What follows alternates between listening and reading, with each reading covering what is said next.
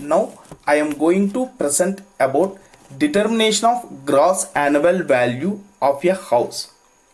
If we want to find out income from house property of an assessee, before that we have to decide gross annual value of a house. The determination of gross annual value is the first step to computation of income from house property. There are 7 different situations will be available. So based on the situations, we have to adopt the given provisions under Income Tax Act 1961 in order to find out gross annual value of a house. Situation 1. The determination of gross annual value of a house where the property is let out throughout the previous year. In situation 2, to find out gross annual value of a property where such a property is vacant for part of the year. In situation 3, to find out gross annual value of a property where such a property self-occupied or unoccupied property throughout the year. In situation 4, to find out gross annual value of a house property, such a property where let out part of the year and remaining part of the year self-occupied. In situation 5, to find out gross annual value of a house, it should be deemed to be let out property. In situation 6, to find out gross annual value of a house property where it should be used for held as stock in trade. In situation 7, to find out gross annual value of house property, such a property, so a part of the property or a portion is let out and remaining portion or remaining part self-occupied.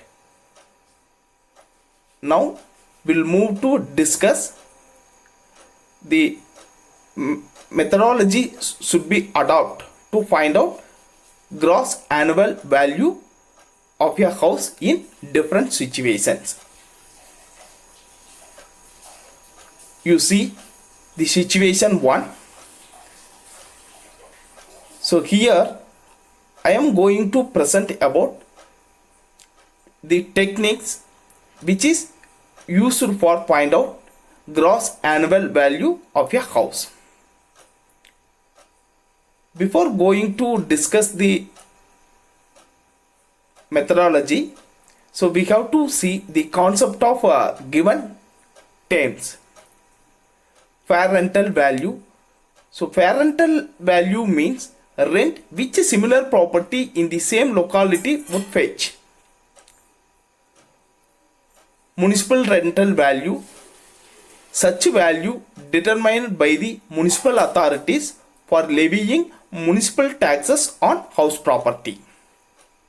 Then standard rent is fixed by the Rent Control Act.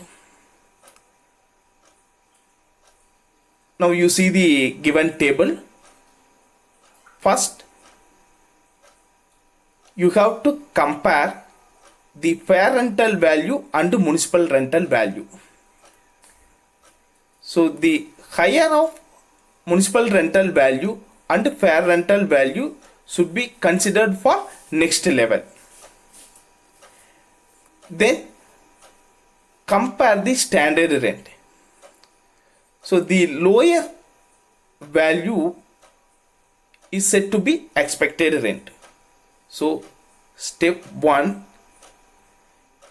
you have to find out expected rent. So expected rent equal to higher of municipal value and fair rental value but restricted to standard rent. Then step 2, compute actual rent received or receivable. I mean the actual rent received or receivable after deduction of unrealized rent. Then step 3, compare expected rent and actual rent received or receivable. So whichever is higher value should be considered as gross annual value. So gross annual value of situation 1. So I mean where the property is let out throughout the previous year, the gross annual value is the higher of expected rent and actual rent received or receivable. Then you see the situation 2. Here step 1, we have to compute expected rent in order to compare the municipal rental value and fair rental value. So the higher value should be considered but restricted to standard rent.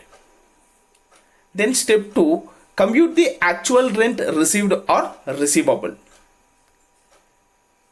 Then step 3, compare expected rent and the actual rent received or receivable. Here the gross annual value of a property where let out property is vacant part of the year. So the gross annual value is the higher of expected rent and actual rent received or receivable. But the small conditions should be satisfied. If actual rent received or receivable is lower than the expected rent, then the actual rent received receivable will be the gross annual value of such house. Then you see the situation 3. So if a assessee used for his property for a self-occupied purpose, there is no gross annual value. And further, no other benefit derived by the owner from such property.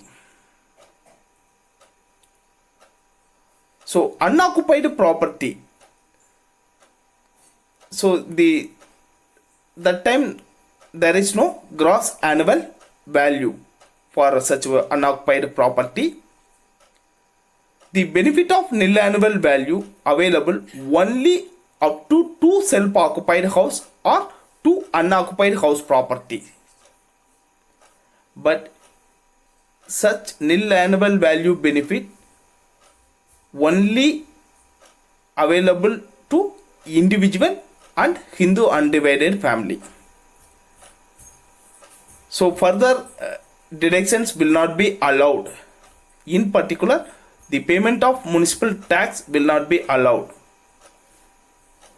Then situation 4. Here we are going to discuss about the computation technique of gross annual value of house property, where such property let out part of the year and the remaining part of the year self-occupied. Here step 1, you have to compute expected rent, fair rental value and municipal. In order to, you have to compare fair rental value and municipal rental value. Expected rent equal to higher of municipal value and fair rental value but restricted to standard rent. Then step 2, compute actual rent received or receivable. Step 3, compare expected rent and the actual rent received or receivable. But here the actual rent received or receivable you should be considered only for a let out period. Only for let out period, not for vacant period. So whichever is high gross annual value of a house. Then step 5, if a house should be deemed to be let out property, so here there is no gross annual value of such property.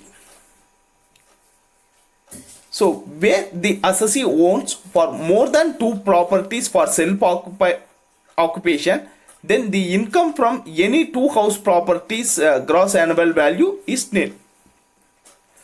But it is an option of an assessee. But other self-occupied or unoccupied properties shall be treated as deemed let-out property.